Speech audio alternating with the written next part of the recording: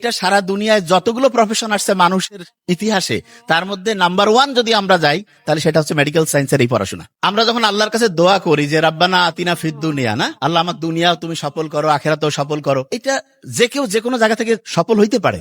তবে আমি যদি বলি যে এমন একটা পেশা যেই পেশায় আপনার রুজিও হইলো, এই দুনিয়ায় আপনি সফল হইলেন, পরের দুনিয়াও সফল হইলেন, এইটা সারা দুনিয়ায় যতগুলো প্রফেশন আসছে মানুষের ইতিহাসে, তার মধ্যে নাম্বার 1 যদি আমরা যাই তাহলে সেটা হচ্ছে মেডিকেল সায়েন্সের এই পড়াশোনা। দেখেন, সম্ভবত তিরমিজি শরীফের একটা হাদিস আছে এরকম, সকালবেলা কেউ যখন অসুস্থ মানুষকে দেখতে যায় 70,000 ফেরেশতা রিক্রুট হয়ে গেল, ওরা খাতা কলমে লেখা শুরু করে ফেলছে। সকাল থেকে সন্ধ্যা পর্যন্ত তার নামে আমল নামায় খালি ভালো নেকি লিখতে থাকে।